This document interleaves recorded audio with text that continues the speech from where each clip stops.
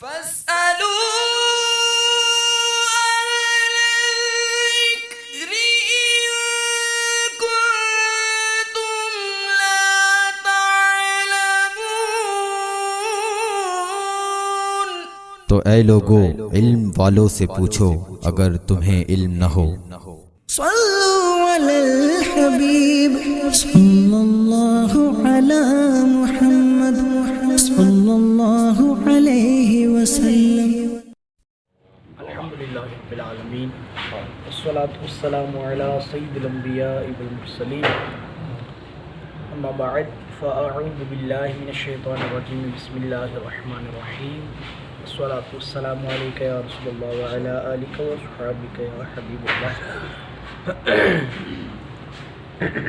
ہماری یہ خوش نصیبی ہے کہ ہماری اس مسجد سے ہماری یہاں کے سب سے ایک اہم شخصیت قبلہ حضرت صاحب، ان کے چھوٹے صاحبزادے طیب بھائی اور یہاں اہل محلہ میں ایک عثمان بھائی، غالباً شاید طارق بھائی کے بیٹے ہیں، یہ تینوں حضرات مدینے کے سفر پر آج روانہ ہوئے۔ خوش نصیبی کی بات ہے ان کے لیے بھی، ہمارے سلام حضور کی بارگاہ تک پہنچیں گے، یوں اس معنی میں یہ ہمارے لیے بھی خوش بختی کی علامت ہے۔ ذہن بنا کہ آج کچھ مدینے کی باتیں ہو جائیں۔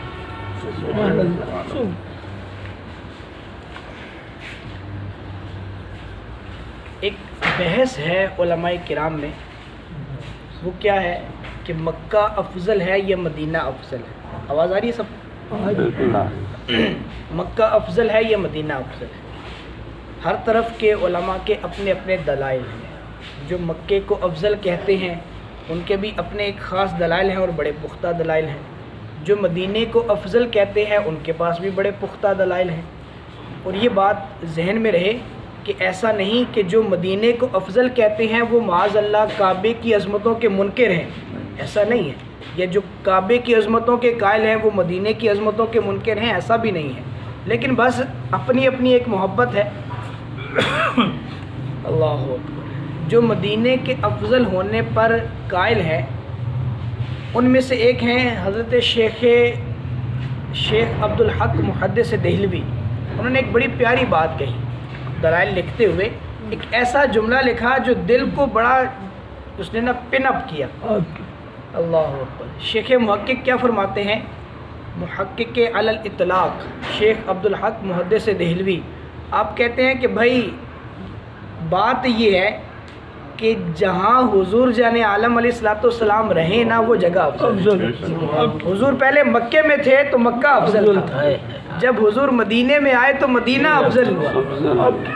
اسی بات پر آگے شیخ شہاب الدین سہروردی، سلسلہ سہروردیہ کے سب سے بڑے بزرگ، آپ سے آپ کے مرید نے پوچھا کہ حضور مجھے یہ بتائیے کہ ہم اس دنیا کے اندر سب سے افضل جگہ کس کو مانیں، کون سی ایسی جگہ ہے جو سب سے افضل ہے؟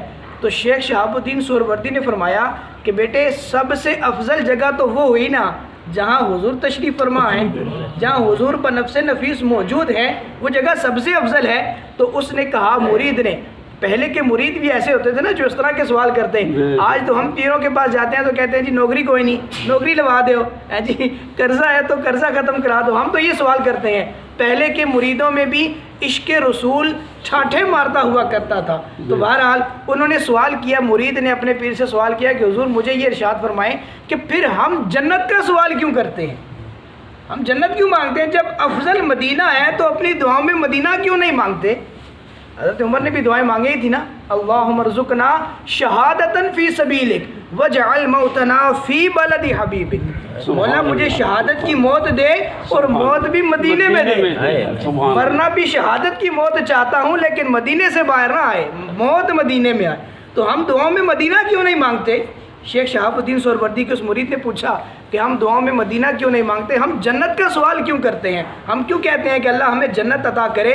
تو شیخ شہاب الدین سہروردی نے فرمایا کہ بیٹے ہم دنیا میں رہتے ہوئے مدینے کی تڑپ میں رہتے ہیں, مدینے کی یاد میں رہتے ہیں, کیونکہ دنیا میں حضور مدینے میں ہے, لیکن جب جنت کی باری آئے گی, جب جنت کے جانے کا بات آئے گی, مقام آئے گا, تو تب حضور بھی تو جنت میں ہوں گے نا. ہم اس لیے مرنے کے بعد جنت کا سوال کرتے ہیں, اس لیے نہیں کرتے کہ ہمیں جنت پیاری ہے, ہم اس لیے سوال کرتے ہیں کہ وہاں پر محبوب کریم کا دیدار ہو, حضور کی زیارت ہوگی. اور پھر حضور جان عالم علیہ الصلوۃ والسلام نے تو خود مدینے سے محبت کی باتیں کی ہیں, خود مدینے کی محبت کا لوگوں کو فرمایا ہے کہ مدینے سے محبت کی جائے. مدینے میں حضور نے فرمایا کہ تم میں سے جس سے ہو سکے وہ مدینے میں مرے, کہ مدینے میں جو مرے گا اس کے لیے میں بخشش کی دعا کروں گا, میں اس کے لیے شفاعت کروں گا. پھر حضور جان عالم علیہ الصلوۃ والسلام نے بارہا یہ حدیث ارشاد فرمائی کہ مدینے کی مٹی میں شفا ہے, مدینے کی مٹی میں. غزوہ تبوک کے موقع پر جب حضور جان عالم علیہ الصلوۃ والسلام واپس تشریف لا رہے تھے تو چند صحابہ نے مدینے سے آتی ہوئی مٹی کو, مدینے کی طرف سے آتی ہوئی گرد سے اپنے آپ کو ڈھانکنے کے لیے اپنے ناک پر اپنے اماموں کا پلو رکھا, تو حضور نے وہ پلو ہٹوا دیا کہ اس مدینے کی گرد کو اندر جانے دو کہ یہ بیماریوں سے شفا والی ہے. اس قدر عظمت والی ہے وہ جگہ,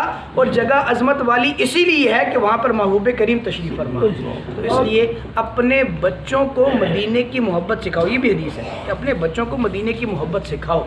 تو ہمیں اپنے بچوں کے اندر, اپنے اہل و عیال کے اندر, اپنے گھر والوں کے اندر مدینے کا تذکرہ کرتے رہنا چاہیے. ان کو مدینے کی باتیں سنائیں, مدینے کی محبت کی جو ہے وہ داستانیں سنائیں, اور حضور جان عالم علیہ الصلوۃ والسلام کی وہ دعائیں ان کو بتائیں کہ حضور نے فرمایا کہ اے اللہ مدینے کی زندگی میں برکت. ایک لمبی لسٹ ہے دعاؤں کی جو حضور نے مدینے کے بارے میں مانگی ہے.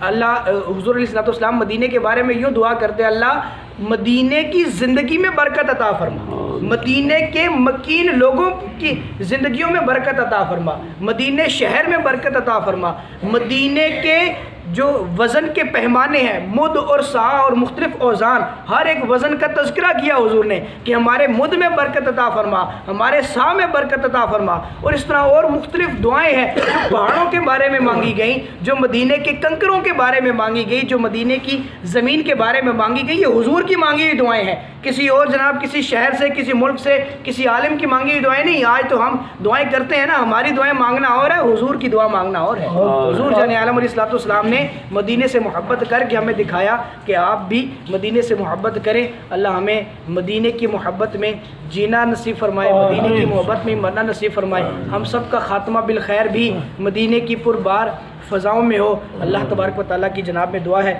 کہ آج جو محترم حضرات اس مبارک سفر پر جا رہے ہیں, اللہ ان کے صدقے میں ہمیں بھی یہ سفر نصیب فرمائے, ان کا سفر جو ہے وہ قبول فرمائے, قدم قدم پر نیکیاں کرنے کی توفیق عطا فرمائے, اور وہ با برکت جگہیں جو ہیں ان میں با ادب حاضری, جگہ جگہ پر با ادب حاضری نصیب فرمائے. مدینے کے تمام متبرک مقامات کی زیارت کر کے وہاں پر ہمیں بھی اپنی دعاؤں میں یاد رکھنے کی اللہ تبارک و تعالیٰ ان کے دل میں یہ ڈالے کہ ہمارے لیے بھی یہ دعائیں مانگے. آمین بجاہ نبی الامین.